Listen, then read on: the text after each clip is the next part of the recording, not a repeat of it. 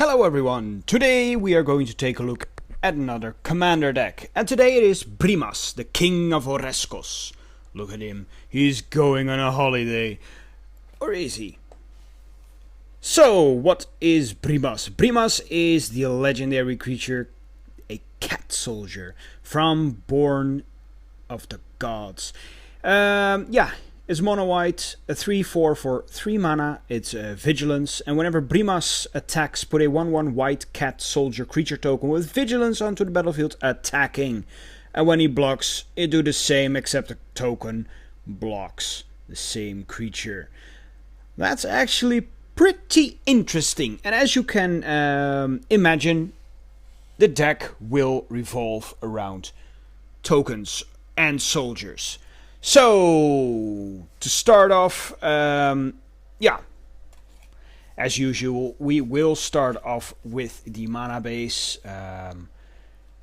which I am quickly counting. Oh my god. 27 planes. That's it. 27 planes. Right here. 27 planes. Alright. Then we have the Windbrisk Heights, which is a land that has Hideaway. This land enters the battlefield tapped, and when it does, look at the top 4 cards of your library. Exile 1 face down, then put the rest on the bottom of your library. Tap for 1 white, and you may pay 1 white, and then you can play the exiled card without paying its mana cost if you attack with 3 or more creatures this turn. Not a problem with this deck. Emiria, the Sky Ruin, enters the battlefield tapped, and at the beginning of your upkeep, if you control 7 or more planes, you may return target creature from your graveyard to the battlefield. Tapping for white. Kildoran Outpost, when it comes to play, sacrifice a planes or bury, destroy these days. Kildoran Outpost taps for white, or you can put a 1/1 soldier token onto the battlefield. Alright. And we have a Rogue's Passage. For 4 mana you can make target creature unblockable this turn, or it taps for 1. Radiant Fountain. Yes, there is a sub-theme in this deck going on with life gain. So, this is a land that enters the battlefield. You gain 2 life. And the best thing is it doesn't enter the battlefield tapped. So you can just use it immediately. Then we have Nykthos, the Shrine to Nyx, which makes a lot of mana, especially in a monocolor deck like this. And then we have the Maze of Ith. Of course, target attacking creature becomes untapped. This creature neither deals nor receives damage as a result of combat. Excellent card and a staple in most commander decks these days. Or always, actually. Right, that's it for the mana base. Next up is some artifacts, some mana stuff in artifacts. Of course, we have Grim Monolith, 2 mana, it doesn't untap, but you get 3 mana if you tap it, and for 4 you can untap it. There's no drawback besides not untapping it. Then we have the Gauntlet of Power. As it comes into play, choose a color, creatures of the chosen color get +1/+1, and whenever a land is tapped for mana of the chosen color, its controller adds 1 mana of that color to his or her mana pool. Then we have a Caged Sun, basically the same as the Gauntlet. Soul Ring, tap to add 2 mana to your mana pool. Thran Dynamo, tap to add 3 to your mana pool. And we have a Pearl Medallion, because we only play white. Yeah, Pearl Medallion is an excellent card to play. It's very simple, just like the other medallions. For 2 mana you get those color spells you cast cost 1 less to cast. Very, very cool card. Right, so next up we have some more artifacts. We have 2 artifacts that can get us some cards. Oh, wait. 3 cards actually. Lore Seeker Stone. It's a 6 mana artifact. For 3 you can draw 3 cards. This ability costs 1 more to activate for each card in your hand. Alright. Skull Clamp. With a lot of tokens, you want to have a sack outlet, and especially one that provides cards. Very good. The Well of Lost Dreams. Whenever you gain life, which we will, you may pay X, where X is less than or equal to the amount of life you gained. If you do, draw X cards. Very, very nice indeed. Alright then. Then we have some more artifacts, and we are going over to the boost cards. We have Godsend, which is a legendary equipment. It is a white artifact actually. Equipped creature gets +3/+3, and whenever equipped creature blocks or becomes blocked by one or more creatures, you may exile one of those creatures. Opponents can't cast cards with the same name as cards exiled with Godsend. So, yeah. That's very nice in Commander. Bye-bye, Commanders. Alright. Akroma's Memorial. 7 mana, a legendary artifact as well. Creatures you control have flying, first strike, vigilance, trample, haste, protection from black, and protection from red. Of course, this is based on the angel Akroma from Legions. Speaking of angels, we have some more angels. Stuff that boosts, right? Angel of Jubilation, 4 mana, 3/3 flying. Other black, non-black creatures you control get +1/+1. Players can't pay life or sacrifice creatures to cast spells or activate abilities. Very cool. Victory's Herald, 6 mana, 4/4 flying. Whenever Victory's Herald attacks, attacking creatures gain flying and lifelink until end of turn. Then we have Avacyn, the Angel of Hope. Everyone knows her by now. 8 mana, 8/8, flying and vigilance. She and other permanents you control are indestructible. Then we have the Archangel of Thune, which I recently got. Thank you very much, Tim. This card is amazing. I didn't even know this card existed until he said to include it in the deck. And it is great. Archangel of Thune, 5 mana, 3/4 flying, lifelink, and whenever you gain life, put a +1/+1 counter on each creature you control. That is pretty crazy. This card is being played in Modern, I believe, hence the price card. The price is about 20 to 25 euros, depending on where you look, and it's definitely worth it. It's a great card, especially for the mana cost. 5 mana for an angel. Then we have a Mirror Entity, 3 mana, a 1/1 changeling. And for X mana, creatures you control become XX and gain all creature types until end of turn. Very nice to end the game, if you can, with all the tokens.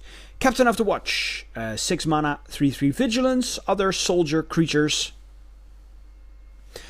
you control get +1/+1 and have vigilance. And when Captain of the Watch enters the battlefield, put 3 1/1 white soldier creature tokens onto the battlefield. Right, more tokens. Frontline Medic, 3 mana, 3/3. It has Battalion. Whenever Frontline Medic and at least 2 other creatures attack, creatures you control are indestructible this turn. And you can sack it to counter a spell with X in its mana cost unless its controller pays 3. Now, who expects counters being played in white? That's right. I like that element of surprise. Krovax, the Ascendant Hero. 6 mana, 4/4. Other white creatures get +1/+1. Non-white creatures get -1/-1. Pay 2 life. Return a Krovax Ascendant Hero to its owner's hand. Unfortunately, Elish Norn... I only have one Elish Norn, and another friend of us already claimed dibs on it, so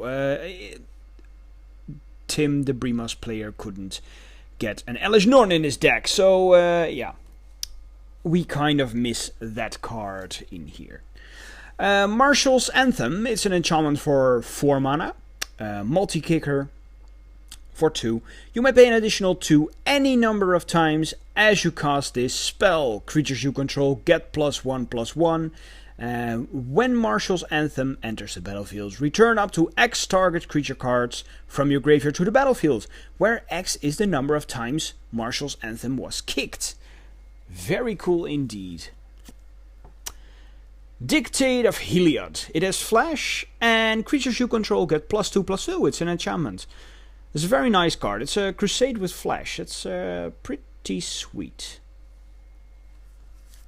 Then we have Cathar's Crusade. It's an enchantment for 5 mana. Whenever a creature enters the battlefield under your control, put a +1/+1 counter on each creature you control. Then we have True Conviction. For 6 mana, creatures you control have double strike and lifelink. Again with the lifelink.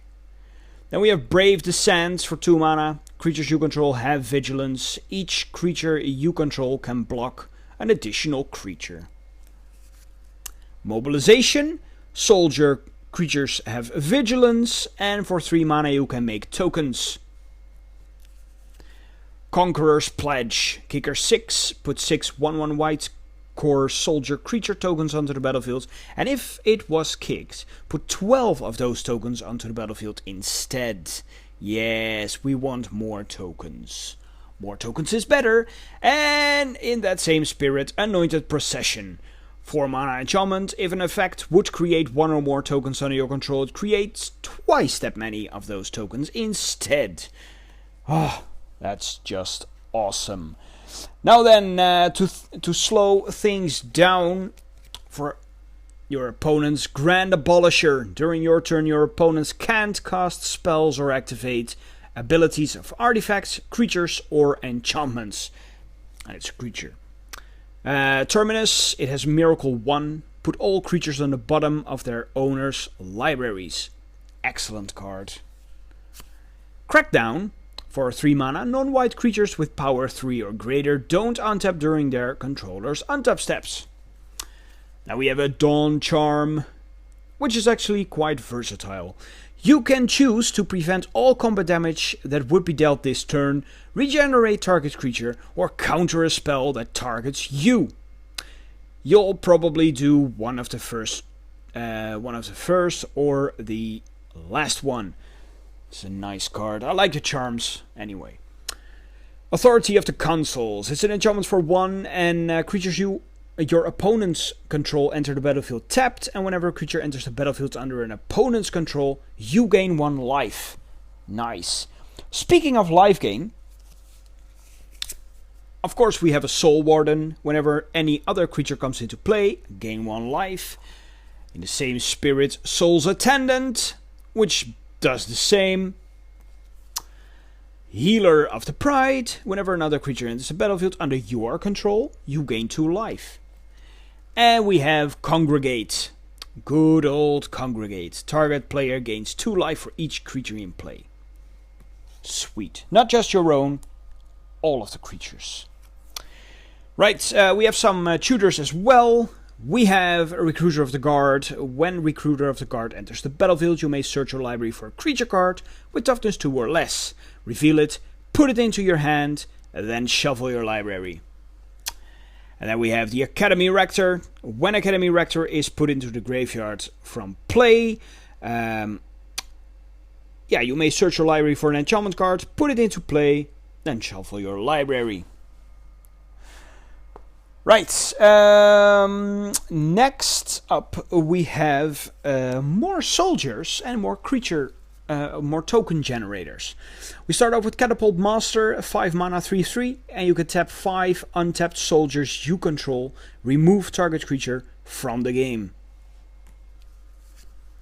Odrik, the Master Tactician, for 4 mana we have a 3/4 legendary creature, first strike, and whenever Odrik and at least 3 other creatures attack, you choose which creatures block this combat and how those creatures block.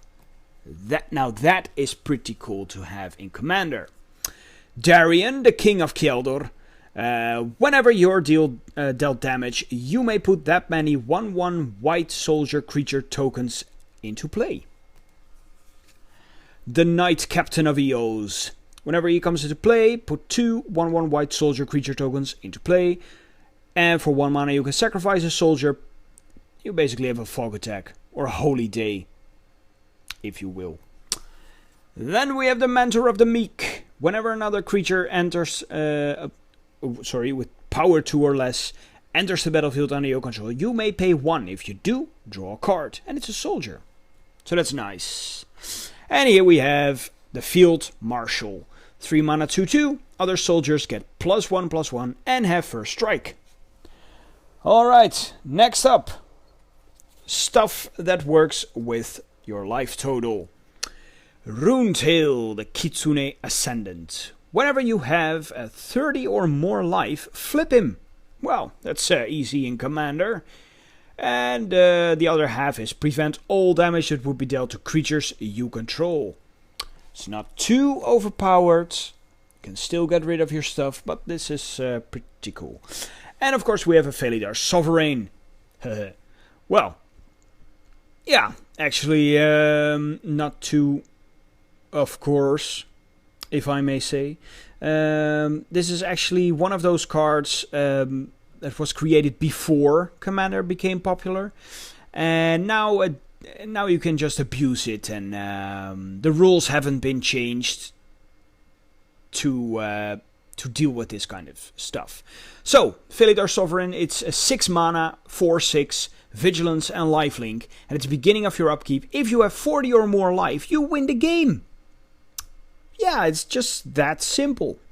Oh, and when this card was made before Commander became popular, of course, all of you watching are looking and like, hey, this is Battle for Zendikar. It was way popular before that. Yes, this card is a reprint from, I believe, the original Zendikar, so that's a long time ago.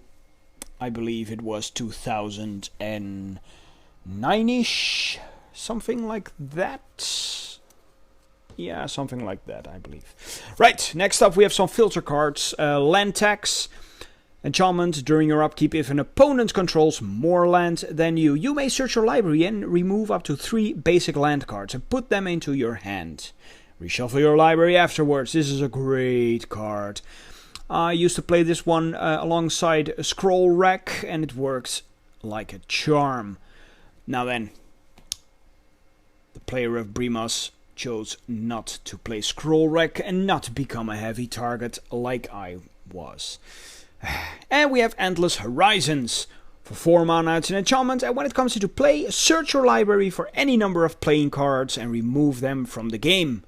At the beginning of your upkeep, you may put a card you own removed from the game with Endless Horizons into your hand. Just take out all your enchantments. But beware, if the enchantment breaks, you'll lose those planes. Next up, Ajani Goldmane. The same spirit as Brimaz. Oh, 2 cats in one deck. 4 mana Planeswalker. It starts out with 4 loyalty, and his +1 ability is you gain 2 life. -1, put a +1/+1 creature on each... counter on each creature you control. Those creatures gain Vigilance until end of turn. -6, put a white avatar creature token into play with this creature's power and toughness are each equal to your life total. Nice. Very, very nice. Elspeth Tirel, 5 mana, starts off with 4 loyalty, +2 is you gain 1 life for each creature you control. -2 is put 3 1/1 white soldier creature tokens onto the battlefield, and -5 destroy all other permanents except for lands and tokens. Yeah, you want to have Elspeth Tirel in your deck if you play with tokens. And then, of course, Elspeth the Sun's Champion. Starts out with 4 loyalty for 6 mana. Her +1 ability is put 3 1/1 white soldier creature tokens onto the battlefield. -3, destroy all creatures with power 4 or greater. And -7, you get an emblem with creatures you control get +2/+2 and have flying. Well then, we're not done yet. We have some recurrence. We have good old Sun Titan.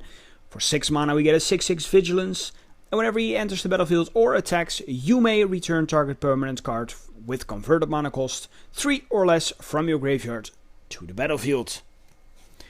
Then we have the Karmic Guide, which is 5 mana for a 2/2, flying pro black. and it is Echo 5. So that means you have to pay 5 mana again the next upkeep, or you will sacrifice it. And when it enters the battlefield, return target creature card from your graveyard to the battlefield. Reveillark. 5 mana for 3 flying. When it leaves play, return up to 2 target creatures with power 2 or less from the graveyard to play.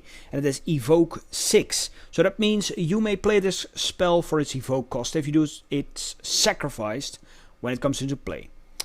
So yeah, instead of just chump blocking it, you can pay 1 mana more and it's gone anyway. And then we have a Fate's Reward.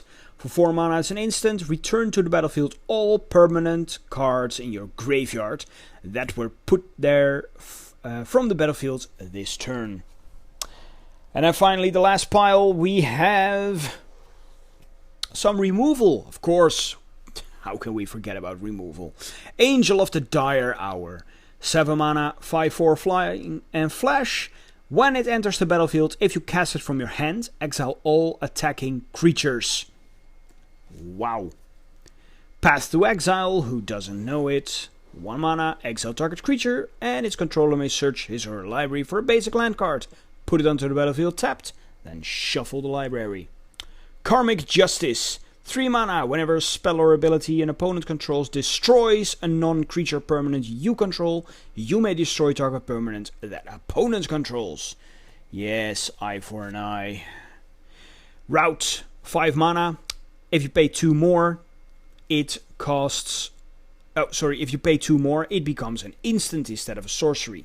Destroy all creatures, they can't be regenerated. Then we have Cast Out, 4 mana, Flash. When it enters the battlefield, exile target non-land permanent an opponent controls until Cast Out leaves the battlefield. And it has Cycle. It's an O-ring with Cycle and Flash. Great. Return to Dust, remove target artifact or enchantment from the game. If you played this spell during your main phase, you may remove up to 1 other target artifact or enchantment from the game. And we have Rest in Peace.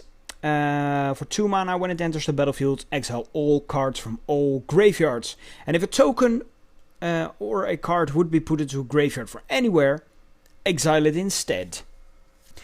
Then we have Martial Coup. 2 mana and X, put X 1/1 white soldier creature tokens into play. If X is 5 or more, destroy all other creatures. Darksteel Mutation, technically not a removal, but it gets rid of commanders. Pretty permanent until they decide to remove this thing, or just remove their commander. For 2 mana, it's an enchant creature, enchant creature becomes a 0/1 insect artifact creature with indestructible and loses all other abilities. And finally, our last card, Revoke Existence. For 2 mana, we exile target artifact or enchantment. And there you have it. Oh, a lot of tokens in this deck. A lot of just bashing with powerful tokens, powerful creatures, and keeping stuff at bay. That is what this deck is all about. Simple face smash. Right. Thank you all for watching, and yeah, see you all next time. Bye bye.